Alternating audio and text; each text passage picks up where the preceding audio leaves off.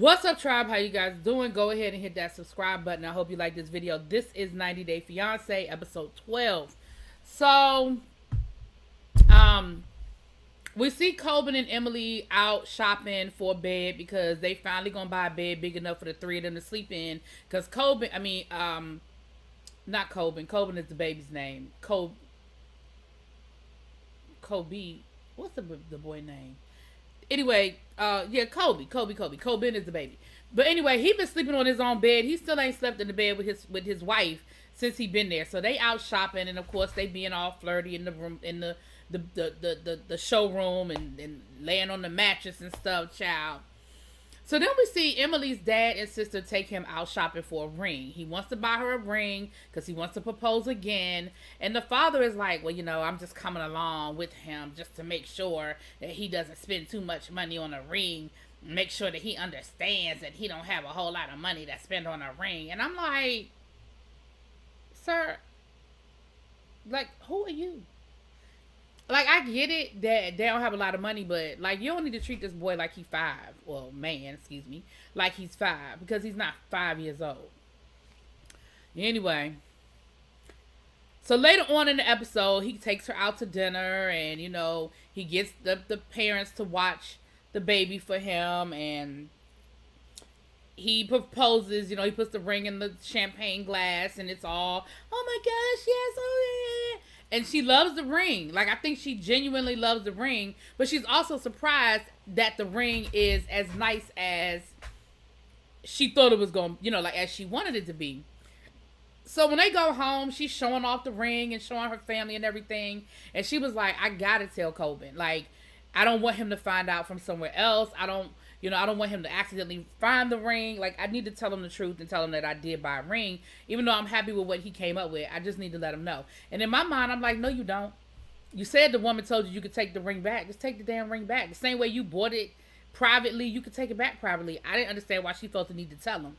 But not only did she tell him that she bought another ring, she told him in front of her whole family. Now, granted, her mama and her sister already knew because she showed them at the bridal shop. But they didn't need to know. Like, he didn't need to know that everybody knew. You know what I mean?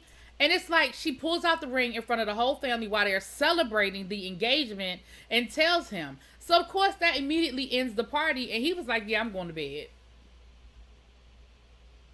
And he's upset. He's pissed. Which I 100% understand. It's like, you just had no faith in me that I could handle this on my own. Like, you had no faith that I could do this myself. Child. Alright, Bilal and Shanita, listen, they exhaust me. Bilal actually exhausts me. So they're back at his sister's house, and he's talking to his sister, and she's upstairs talking to her family about the prenup. And her family says, listen, if he want to get a prenup, then get what you want. Like, you can get stuff added to the prenup too. And if you want children and that's a non-negotiable for you, then you need to get that put in the prenup. Like, y'all have to have a baby or, make a honest effort by the time you're 40 or blah, blah, blah, blah, blah. Like, I don't know what the or could be, but, you need to, if he's putting stuff in the prenup, then you need to put stuff in the prenup. And she was like, you know what, that's actually not a bad idea. Because she knows that he's not 100% on board with this whole baby thing. So while they're talking upstairs, he's downstairs talking to his sister, and he explains to his sister that he showed the woman the prenup while they was on their romantic date, and his sister was like, really? Like, you thought that was a good, like, he was like, well, in hindsight, it probably wasn't the best decision. You think so? You think that was a bad decision in hindsight, sir? There's no version of this story where that's a good idea. None. At all.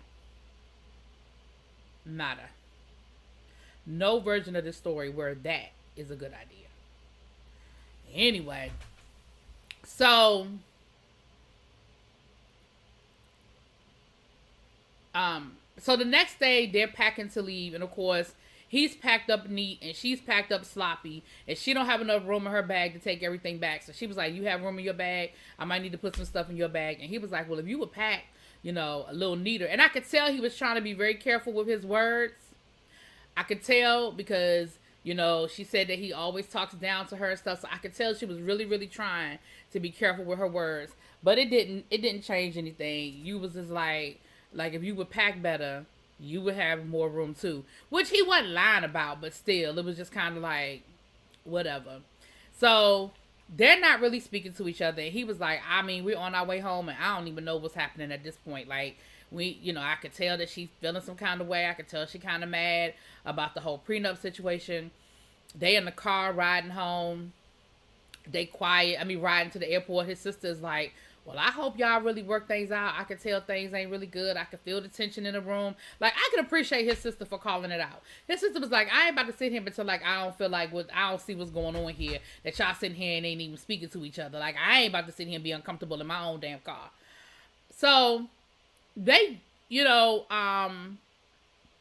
in the airport, and I guess they get home. Anyway, at some point, she tells him, she said, I think, I want to talk to your lawyer. And he was like, what you want to talk to my lawyer about? Oh, that's when they were packing. I'm sorry.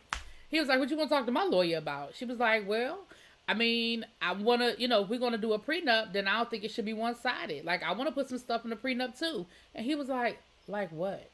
And you could see his whole face was like what?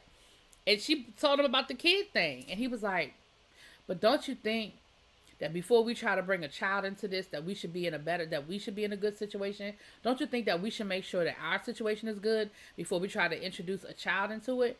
And my thing is, that's not a bad statement. However,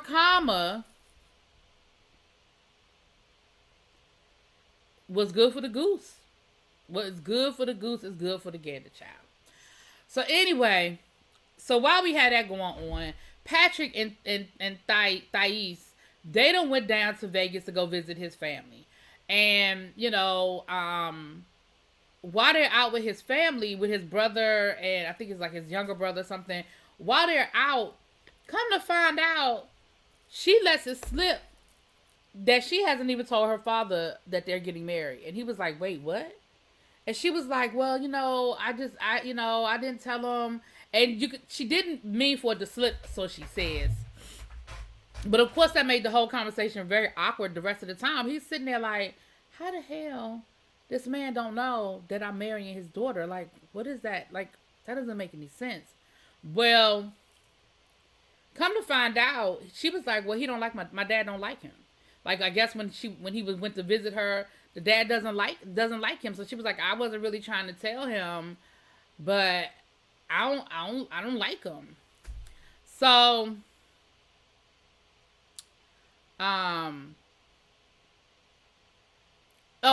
anyway, so they're in Vegas. So she decides she's like, well, let's go get married. And he was like, how are we going to elope? And your dad don't even know we supposed to be getting married. She was like, well, let's just get married, and then we could just tell him we're already married. And he was like, yeah, no, I'm not sure I'm comfortable with that. Like, no, you know what I mean? Like, we're not going to just get married and just going to tell him we married. Like, I'm not doing that.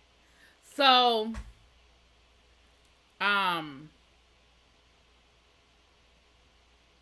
they go down to the chapel, and he tells her, he was like, that's how people marry strippers. Now, again, I feel like you should choose your words better, but I understood you not wanting to just get married and elope in Vegas, especially after finding out what you have found out. But I'm going to need you to work on your words a little bit, sir. I really need you to work on your words, okay? Child, Aurelia and, what's his name? Bimmy. Well, her ex-husband is in town visiting, or they're hanging out or whatever. Her ex-husband, Leonardo. Now, remember, they got this whole story from, I guess, 90 Day the Other Way. So he had actually gone to Ethiopia to visit them, and he has a lot of input. Bimmy ain't feeling it. Bimmy don't like him. Bimmy don't understand why he here. Bimmy don't feel like he need to be there. Bimmy don't understand. Like, he's like, why is he here? Well, of course, the two of them are really good friends. Aria and Leonardo. And of course, he has some opinions about Bimmy based on things that she has said and stuff like that. And he's kind of questioning Bimmy a little bit about, the MMA and what his intentions are. And, their future and all of that, which I don't understand how that's any of his business. I don't understand how he has any place to ask questions. It don't have nothing to do with him. Even if they are still friends, like I'm okay with people being friends with their exes, but the same rules apply. Like you don't get to know more about, you don't get more insight or get to talk to me about what's going on in my family. Like you don't get to do that. You know what I mean? Later on in the episode, they go out to dinner, and you can tell that the family is still kind of real cool with him, and that the family likes him or whatever. And the more and more they were talking and being all friendly and cool, the more and more irritated Bimmy was getting with the situation. And I don't blame him. I don't blame him at all. But again, they questioned him about how he gonna make money, and they were talking about him lying. To he was saying, well, I don't tell the truth because I don't want to deal with all her yelling. Her yelling and stuff. And he was like, yeah, but you gotta be honest. She said, but if I tell the truth, but when you lie to me is when I get upset. So her family was like, well, you need to just promise that you're not going to yell at him when he tells you the truth, that you're going to appreciate the fact that he's being honest with you. And I was like, what? Child, whatever. They crazy. So then we have Muhammad and Evie. Muhammad and Evie are at the gym. She gets him a gym membership so he can work out. And she asked him, she's like, so is what I have on too revealing? Is what I wore to the gym too revealing? And he was like, no, it's okay. But in his confessional, he was like, I do think she's showing off too much. But I ain't even trying to argue with her today. I don't even feel like arguing. So I just was like, whatever. Now, she does have on a halter top. So like all of her arms and all of her shoulders and stuff are out. And it's just got like spaghetti straps. And I almost feel like she did it on purpose. Because, girl, you could have wore a t-shirt. I feel like you just poking him now. You just poking Muhammad. And Muhammad ain't playing with you. He ain't going for the bait. So they're working out. And every time he's trying to show her how to exercise, she's like, no, I don't want to do that. If he was like, okay, we're going to do this 10 times. She was like, how about we do it 5? If he's like, okay, let's jog. She was like, I'm going to walk. It's like, but I don't think she works out a lot. So I think for her, it was like, listen, I'm doing the best I can. And clearly Muhammad works out. This is clearly something he does. So they start talking about children. And she was saying how she doesn't want to raise her children Muslim. Now, again, I know we want to make Muhammad the bad guy, but in this, I can't make Muhammad the bad guy because, first of all, I don't believe that he has not been clear about how much he is dedicated to his faith and how much he loves his faith. Like, I don't think that that's a lie. I don't think that's an exaggeration. I think he absolutely has been very clear about that. And for you to now be like, well, I don't want to raise my child Muslim. And he was like, listen, if we ain't going to raise our baby Muslim, then I just rather not have no kids.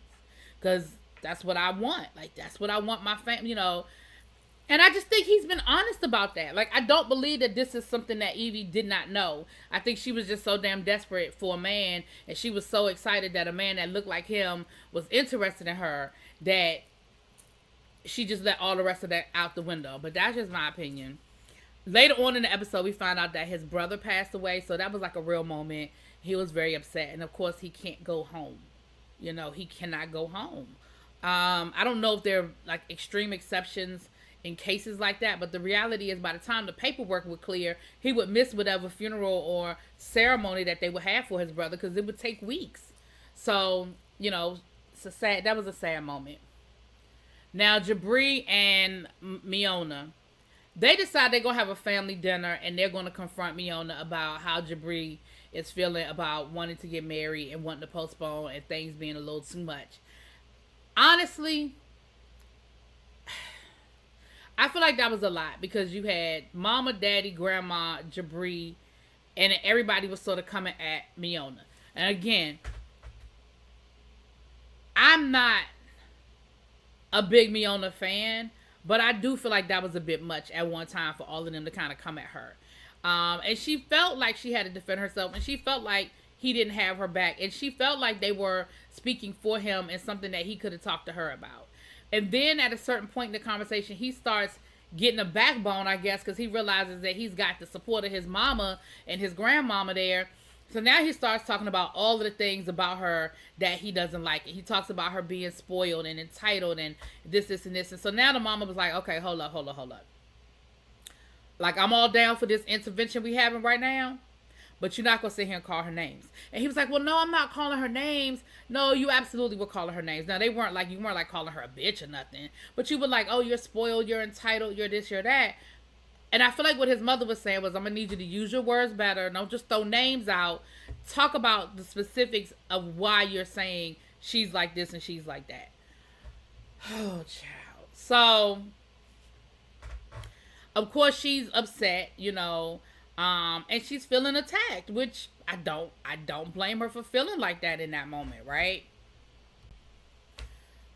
Let me apologize. I got the wrong person. It was not Muhammad's brother that died. It was what was his name? Guillermo's brother. So please, please, please, I apologize. But his brother was sick, and we see where his family wanted him to talk to his brother, and then his brother ended up passing, and so we see him dealing with that and dealing with the loss and everything. So I apologize. I had the wrong person, and so so sorry, so sorry. And that was pretty much the episode, you guys. Put it in the comments. Peace.